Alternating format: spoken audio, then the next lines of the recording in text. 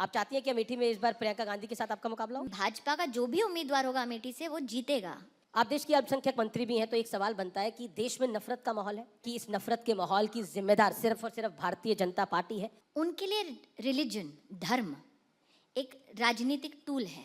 लेकिन धर्म विशेष की राजनीति तो आप पर भी करने का आरोप लगता है, यानी बीजेपी पे आरोप लगता है। कांवड़ियों पर तो फूल बरसाए जाते हैं और मुसलमान लड़कों पर ऐसा है कि अमेठी में दोबारा कमल का फूल ही खिलने वाला है। सबसे बुरी तरह हारने वाली मंत्री हैं श्रीमती स्मृति ईरानी जी।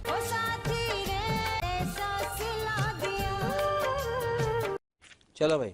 दोस्तों, स्मृति ईरानी के अहंकार को अमेठी की जनता ने जैसे ही चूर चूर किया तो पूरे देश की जनता मजे लेने लग गई और साथ ही साथ गोदी एंकर गुल्लू भी खूब मजे ले रहा है। तो पूरी वीडियो देखिए और आप भी मजे लीजिए। लेकिन आप संविधान की बात कर रही हैं, कांग्रेस के दो मुख्यमंत्री हैं, भूपेश बघेल और अशोक गहलोत जी।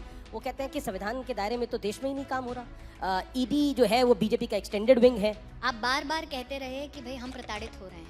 अगर आप प्रताड़ित हो रहे हैं तो आप कितनी बार विदेश में घूम के आए? सिर्फ गांधी परिवार की बात नहीं है, कांग्रेस की बात नहीं है, ममता दीदी भी नाराज हैं उधर। वो कहती हैं कि ईडी को भेज देते हैं हर दूसरे दिन, यहाँ पर ये लोग सीबीआई को भेज देते हैं। 50 करोड़ रुपया डाला था किसी के घर में। वो कहती मुझे पता नहीं है कहाँ से आ गया इनके। अगर पता नहीं है तो सैक क्यों किया?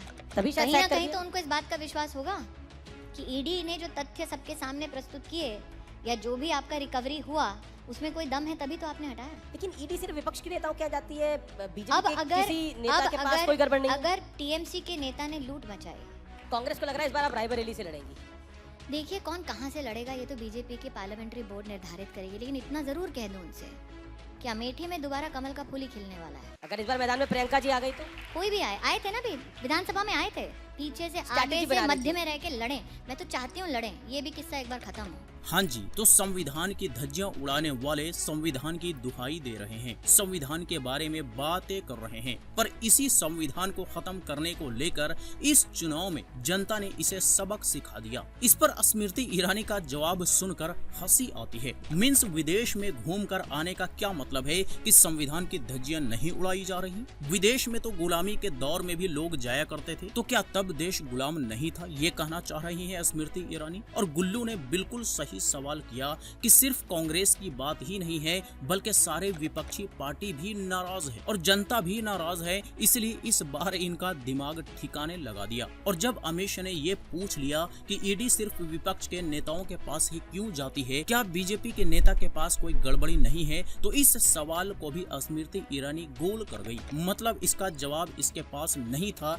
या देना नहीं चाहती थी। खैर, ये चाहती थी कि प्रियंका गांधी अमेठी से चुनाव लड़े, पर कांग्रेस के कार्यकर्ता ने जब इसे लाखों वोटों से बुरी तरह से हरा दिया, तो आप ये सोच लीजिए कि अगर प्रियंका गांधी चुनाव लड़ लेती तो इनका जमानत जब्त हो जाता। पूरे देश में ये मुंह दिखाने लायक नहीं रहती। फिर भी अमेठी के हार ने इसे सदमे में पहुंचाने का काम कर दिया है। आप चाहती हैं कि अमेठी में इस बार प्रियंका गांधी के साथ आपका मुकाबला हो? भाजपा का जो भी उम्मीदवार होगा अमेठी से वो जीतेगा, क्योंकि आप देश की। मुझे दुख इस बात का है अमित जी कि वो 5वीं विधानसभा की सीट पर नहीं गए थे। जाते तो वो जमानत भी जब्त कराते हैं। आप देश की अल्पसंख्यक मंत्री भी हैं, तो एक सवाल बनता है कि देश में नफरत का माहौल है और विपक्ष ये भी कहता है कि इस नफरत के माहौल की जिम्मेदार सिर्फ और सिर्फ भारतीय जनता पार्टी है, जो वोटों के गणित के लिए। मैंने स्वयं देखा, आप श्रीमती वाड्रा का नाम ले रहे हैं, 2019 के चुनाव पर उनकी रणनीति को मैंने स्वयं साक्षात देखा है।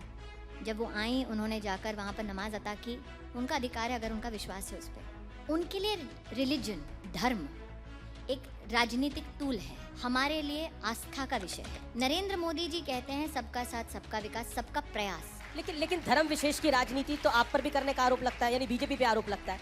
देश के कई मुस्लिम दानिश्वर नेता कह चुके हैं कि भारतीय जनता पार्टी कहती है सबका साथ, सबका विकास और सबका विश्वास। कि पूरी राजनीति उस पर आधारित है। खौफ की राजनीति करते हैं, डराओ और वोट लो।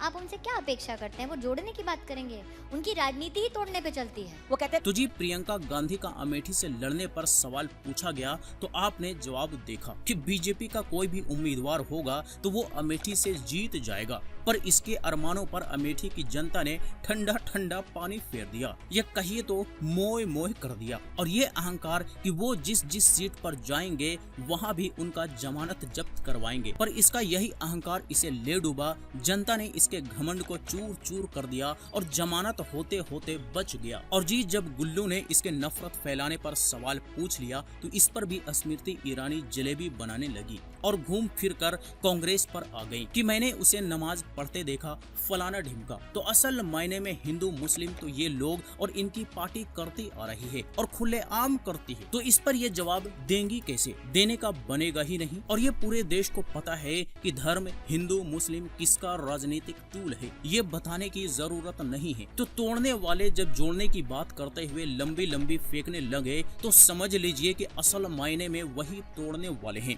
खैर जो भी हो, इसके जुमले और अहंकार दोनों को इस बार जनता ने सबक सिखा दिया। ऐसा सबक सिखाया कि अब बात बात पर राहुल गांधी का राग नहीं अलाप पाएंगी। कावड़ियों पर तो फूल बरसाए जाते हैं और मुसलमान लड़कों पर ऐसा है, डंडे चलाए जाते हैं। मैं जिस मंत्रालय से संबंध रखती हूँ जी, उस मंत्रालय के माध्यम से, हज कमेटी के माध्यम से, एमईए के सहयोग से इतने हाजियों का समर्थन होता है। उनको और जो वरिष्ठ नागरिक हैं उनको सहयोग प्रदान करती है सरकार। मजा आया, और मैं ये जो मजा है हिंदुस्तान के हर व्यक्ति को देना चाहता हूं।